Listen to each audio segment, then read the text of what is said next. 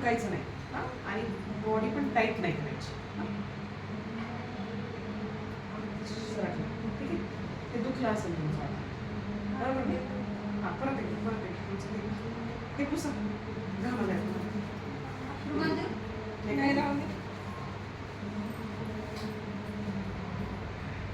हात सगळा तू गार्डनमध्ये पाहिलं होतं चल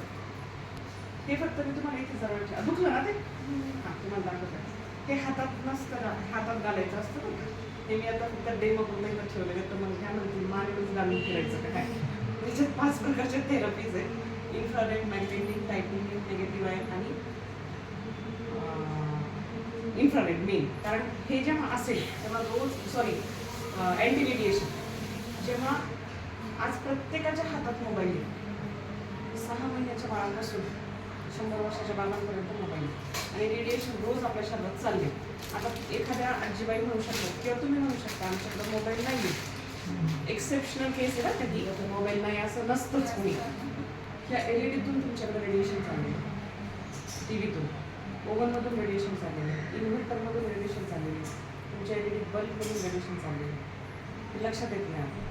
आणि हे काय करतं तुमच्या शरीरात एक ऑरा तयार करतं आणि रेडिएशन शरीरात जाऊन देतं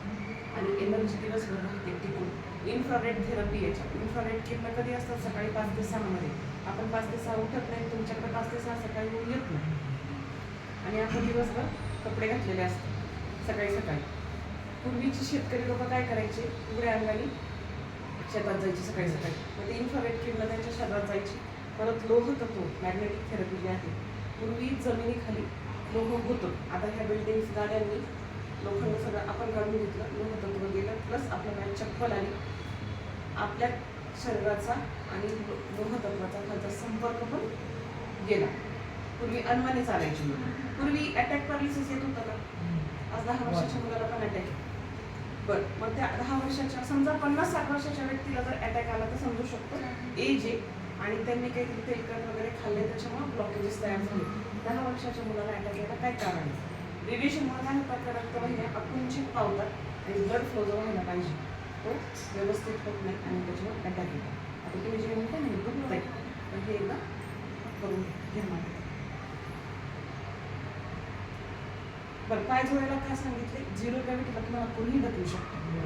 आपण असं जर राहिलं तर आपण बॅलन्स करू शकतो पण 0 ग्रॅव्हिटीला नाही करू शकतो म्हणून 0 ग्रॅव्हिटी आत्ता पण 0 ग्रॅव्हिटीचं मग अशी एका सेकंदात माग राहिली किती वेळ बोलले मी असं 1-1.5 मिनिटात तुम्हाला सांग आता तुम्हाला जाणार हे दुखायचं का नाही दुखायचं का नाही खाल्ल्या पण नाही ते तर जाऊ द्या पण हे दुखायचं का नाही लगेच काढू नका पण वाटलं का तुम्हाला मी प्रेशर दिला होता तुम्हाला देऊन बघायचं तर तुम्ही देऊ शकता